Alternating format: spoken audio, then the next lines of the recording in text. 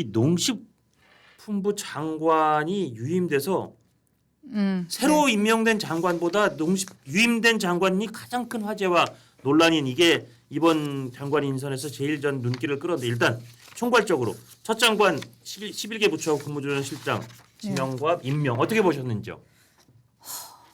저 고용노동부 장관 너무 충격적이어서 아, 전체적인 민노총 위원장. 인선을 넘어서서 이렇게 해도 되는 건가? 이렇게 해도 되는 건가? 네. 아, 그 정도 수준이에요? 왜냐하면 지금 고용노동부 장관 후보자 같은 경우 아마 저는 이분이 굉장히 뜨거운 감자가 될 거라고 생각을 아. 하는데 민노총 위원장 출신이시잖아요. 그렇죠. 민노총 위원장이면은 뭐 어떻게 보면은 우리가 뭐 대통령 직속으로 어떤 뭐 자문위원이라든지 어디 위원 뭐 이런 거면 모르겠습니다만 고용노동부 장관이라는 것은 정책을 결정하고 집행하는 사람이란 말이에요. 예, 예. 근데 이게 너무 한쪽으로 기울어져 있는 분이 아닌가. 뭐 노총 음. 활동을 했다라거나 이런 것들을 넘어선 분이잖아요. 예. 이런 분을 바로 고용노동부 장관으로 인선을 한다는 게 글쎄요. 뭐 강성 지지층 입장에서는 이분이 지금도 기관사로 그 일을 하고 그렇다고 계시거든요. 그러시더라고요. 예. 그 새마을호를 타고 계셨다고 해요. 예. 어제도 일을 하고 계시는 거에 대해서 뭐 신선한 인사다라고 이야기할 수도 있겠습니다만 이 인선에 대해서는 대통령 스스로가 조금 더 구체적인 인선 이유에 대해서 밝혀야 되지 않을까. 아. 굉장히 좀 우려가 되는 부분들이 있는 거죠. 그러니까 김용은 고용노동부 장관 지명자 네. 그 민노총 위원장 출신의 김영훈 장관 지명자가 굉장히 충격적이셨다. 전 그렇게 너무 보시는 거예요. 충격적이었어요. 이분이 정의당 노동본부 본부장도 하셨고 예.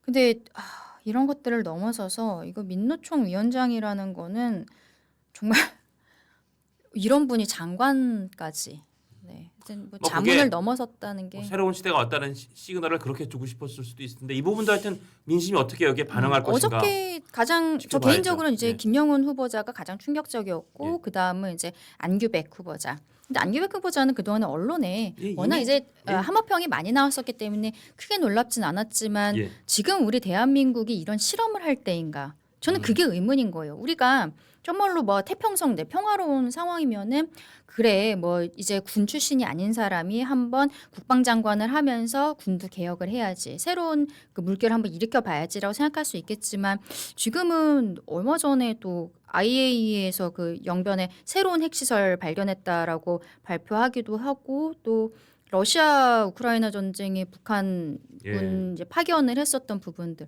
그러고 보니 그 조선일보에서 인터뷰했던 그 두 분은 한국 오고 싶다고 하셨는데 어떻게 돼가는지 모르겠네요. 이 아, 정부에서 그러네요, 진짜. 협상이 돼가고 있는지 정말, 모르겠는데 예. 이게 뭐 추가 파병 이야기들도 계속 나오고 거기에서 이제 북한군이 드론 이런 걸 또 배워왔다 이런 얘기들이 계속 언론에 보도가 되고 있는데 군 출신이 아닌 분이 물론 안기백 의원이 뭐 평도 좋으시다고 하고 예. 오랫동안 국방위원회 하면서 위원장까지 하셨는데 예. 군의 어떤 내부 사정까지 속속들이 안다라고 볼 수 있을까 좀 우려가 있는 거예요. 지금 예, 시점은 지금 저 사진 나가는 분 중에 저 네. 이제 밑에 가운데 분이 안규백 국방장관 지명자시고 5.16 이후 첫 문민 국방장관이 만약에 임명되면 되시는 거고 그다음에 특이한 건 이제 방위 출신이시더라고요. 방위 맞아요. 출신의 장관이시고 네. 그리고 아마 이제 국방부 장관이 돼서 문민 장관으로서 물론 내란이 벌어진 다음이니까 뭐 군을 뭐 그런 의미에서 문민이 추스린다는 게 명분이긴 하더라도 지금은 저는 이런 실험을 할 때는 아니지 않나 지금 실험할 때가 아니다. 그렇게 그런 판단- 생각이 들고 그리고 이분들 나온 김에 정동영 장관 후보자도 예. 좀 옛날 사진을 갖다 놓으신 것 같은데 저보다 더 나이가 있을 거예요.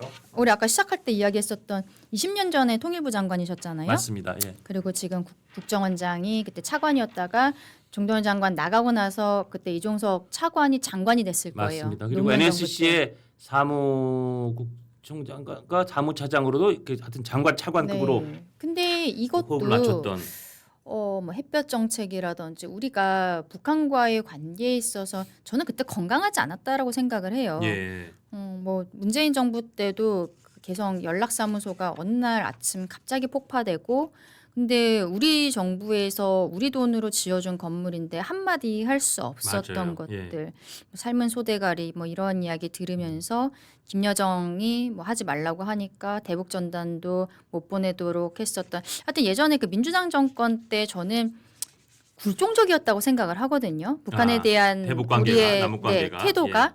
근데 정동영 장관 후보자도 어쨌든 그런 성향이라고 표현을 해야 될까? 그런 예. 뭐 햇볕 정책 이런 생각을 갖고 계신 분이어서 물론 남북 관계가 평화롭게 잘 지내면 좋겠지만 조금 아까 제가 안규백 장관 후보자에 대해서도 이야기할 때 지금 북한은 단순히 우리 그 남북 간의 관계를 넘어서서 러시아와 함께하는 모습이 있단 말이에요. 그렇죠. 이런 사실상 동맹 관계가 과정에서 됐으니까. 우리가 예. 미국과의 관계 이게 아직 신뢰가 완전히 회복되었다라고 보기 어려울 것 같은데 이러한 통일부 장관이라는 인선도 조금은 좀 걱정되는 부분들이 있다라고 저기서 말씀드리고 지금 이제 싶습니다. 백경원 과기정통부 장관은 AI 쪽 네. 이제 아주 전문가여서 하여튼 눈에 띄는 좀 새로운 인물 그런 같은 느낌을 분들은 주는데 좀 우리가 네. 기대를 해볼 만한 인선이 다만 아닌가 이제 싶고 보면 기업인 출신들이 공무원 출신보다 본인 이력 관리 같은 게 조금 뭐 본인이 이렇게 신경을 덜 써서 혹시 청문회 과정에서 뭐 낙마되거나 그러지 않을지 한번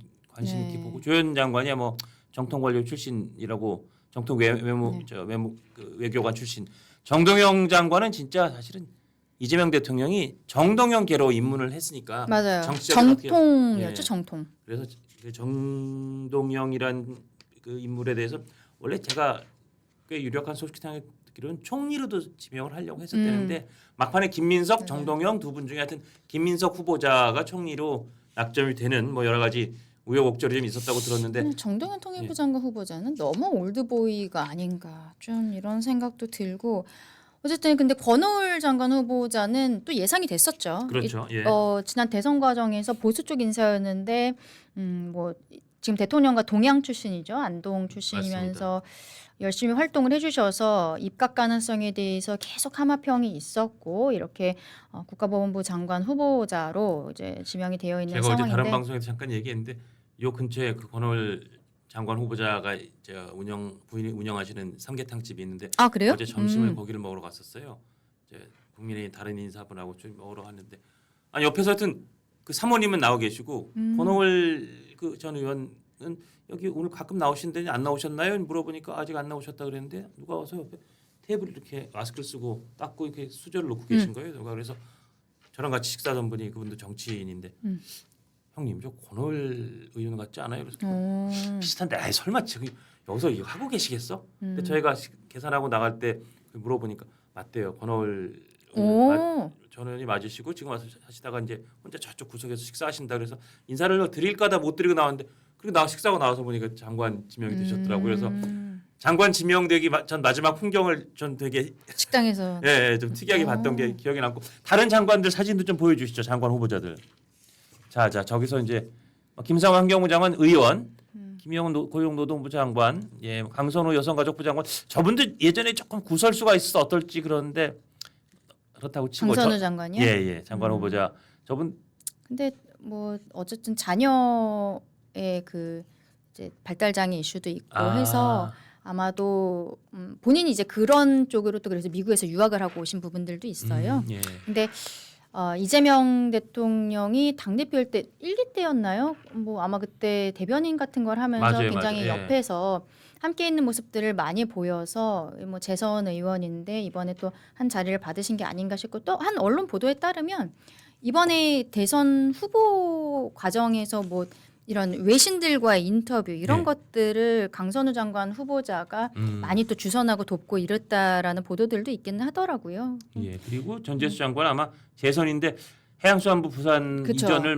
마무리하면 뭐 부산시장 출마하지 않겠냐 그런 말이 있고 한성숙 네이버 대표 출신 중소벤처기업부 장관은 네이버가 근데 중소벤처기업이야 뭐 그런 반론이 있더라고요. 그렇죠. 예, 윤창열 국무조정실장은 저분도 국무조정실에서 이례적으로 관료 그 잔뼈가 굵은 근데 국무조정실 출신이 국무조정실장 된 거 되게 오랜만인 것 같아요. 보통 기재부 장관이었는데 자 여기까지는 새 장관들이 제가 처음 말씀드린 것처럼 새 장관보다 더 눈길을 끄는 게 지금 헌 장관이에요. 유임된 장관. 송미령 장관이 이게 지금 여당하고 농민단체 반발이 뭐 꽤 세던데요. 이게 왜냐면 예. 이분이 양곡관리법 대해서 그러니까요, 계속 그러니까. 이제 지난 정부 때 문제가 됐었잖아요. 예, 예. 그때도 본인이 이제 농림부 장관이었었기 때문에 윤석열 대통령에게 제2국권 행사를 건의했었던 장본인이란 말이에요. 글쎄요. 근데 이분이 이번에 이제 새 정부의 기조에 맞춰서 하겠다 이런 얘기를 또 해버리니까 이렇게 바람이 불기 전에 송민영 장관 사진은 혹시 없나요? 있으면 한번 찾아봐 주시고. 그러니까 농민단체도 그렇고 여당 내 그 소위 농해수위의 농업계 의원들이 뭐 완전히 멘붕이다. 네. 이런 뭐 토로가 나올 정도로 굉장히 반발을 해서 그래서 오늘 참 우상호 정무수석은 진짜 뭐 당 대표급까지 지내신 분이 정무수석이네 참 몸을 낮춰간 정무수석인데 오늘 국회를 찾아가서 민주당 농해수위위원들을 만난다고 할 정도로 지금 이게 진화에 나섰더라고요. 어떻게 보세요? 이거 그대로 유임 그냥 강행할까요? 아니면 강행하겠죠. 강행한다. 그리고 어쨌든 뭐 이재명 대통령 입장에서는 협치라는 이미지를 주고 싶었을 것 같아요. 저는 이제 아. 송미령 장관 그리고 권오을 장관 후보자 이 두 분 같은 경우에는 어떠한 협치 이미지를 주고 싶고 그리고 그 과정에 있어서 또 송미령 장관은 왜 벌레가 들어있냐? 그 지난번 국회에서 본인이 장관 했었던 거 후회한다. 비상계엄 계엄에 대해서 이후에, 굉장히 네. 일찍부터 좀 비판적이었죠. 그런 이야기들을 예, 예. 하기도 했었기 때문에 뭐 지금 이렇게 유임을 한 게 아닌가 전략적인 선택이 아니었나라고도 생각합니다. 근데 어제 그 새 장관들 임명에서는 하여튼 유임 장관이 제일 큰 논란과 화제를 네. 뿌렸다는 거 진짜 뭐 날파리가 있네요. 근데 이것도 저는 어저께 발표한 것도 결국 오늘 그 김민석 후보자 청문회에 대한 관심도를 낮추기 희석시키는. 위한 게 아닌가 그런 생각이 되게 강하게 들더라고요. 그래서 아니 송미령 장관 얘기 맞죠? 조금만 더 하면 뭐 진짜 솔직히 멘탈 붕괴 이런 네. 반응 나오고 농업 단체, 농민 단체에서도 굉장히 강력하게 반발하고 진보당의 그 전종덕 의원은 농해수위 소속인데 이재명 정부가 농업, 농촌, 농민을 포기했다. 어유 굉장히 강하게 비판이 나와서 전국 농민의 총연맹도 윤석열 내란 농정의 수장이었던 농망 장관, 내란 장관, 송미령 유임은 곧 내란 농정의 연장. 꽤 강해서 이게 이 후폭풍을 어떻게 그 건널지도 좀 관심이고 저는 이게 어제 인선에서 세종안보다 헌 장관이 더 논란이 된 게 굉장히 인상 깊은 풍경이었습니다. 근데 이런 식으로 인선을 하면서 언론의 보도들이 쏟아지게 만들고 김민석 후보자에 대해서는 뒤에서 조용히 처리하려는 저는 그런 생각밖에 들질 않아요. 맞아요. 왜냐면 사람 네. 관심, 대중의 관심이 총량의 법칙이 있으니까 네. 관심이 분산될 수밖에 없어요. 사실은 다른 사안이 생기면. 자, 이를 놓고 동아일보 같은 데서는 이번 장관 후보 지명이 대선 승리에 대한 대가성 보훈 인사다. 이런 지적이 나온다. 그렇게 생각할 수밖에 없죠. 그리고 송민호 장관은 사실 생각해보면 지난 총선 과정에서 대파 논란 예. 있을 때 그 대통령 윤석열 전 대통령과 함께 있었던 분이잖아요. 총선 승리에 있어서 민주당의 총선 승리에도 좀 도움이 됐던 분이 아닌가 싶기도 총선의 하고요. 엑스맨이었다. 네, 그러니까 그런 생각도 듭니다. 그리고 지금 말씀 주신 게 그 답일 수도 있겠는데 사실은 누구나 다 김민석 총리 임명되고 김민석 총리에 제청받아서 왜냐면 장관은 그쵸. 총리 제청 받아야 되니까 그럴 줄 알았는데 결국은 현 이주호 부총리 총리 대행 겸 부총리의 제청을 받은 셈이 된 거잖아요. 왜냐면 이거 굉장히 하기 싫을 텐데 윤석열 대통령이 임명한 이주호 총리 대행의 제청을 받은 모양새 이건 어떻게 보세요? 뭐 어쩔 수 없는 상황이라고는 생각합니다만 예. 요게 며칠만 더 기다리면 되는 거였잖아요. 그러니까요. 이게 김민석 후보자에 대해서 어차피 뭐 민주당이 강행할 거라는 것 그리고 대통령이 임명할 거라는 거를 모두가 다 알고 있는 상황에서 그래도 여지를 남기는 듯한 모습을 예. 보이기 위한 부분도 있지 않나라고도 생각합니다. 그러니까 대통령이 이번에 그 오찬을 하면서도 본인의 해명을 좀 들어보자. 예. 라고 이야기를 했기 때문에 그러면 만약에 이틀 동안에 해명이 제대로 되지 않으면 이재명 대통령이 스스로 임명하지 않을 수도 있는 거야? 라는 일말의 희망 같은 거 이런 분위기를 조성하기 위한 것도 있지 않나라고 생각을 하는데 어쨌든 만약에 그렇게 되면은 새로운 또 국무총리 후보자가 나오고 또 인사청문하는데 시간이 너무 오래 걸리니까 이런 형태로 참 일타쌍피를 한 것이 아닌가 싶습니다.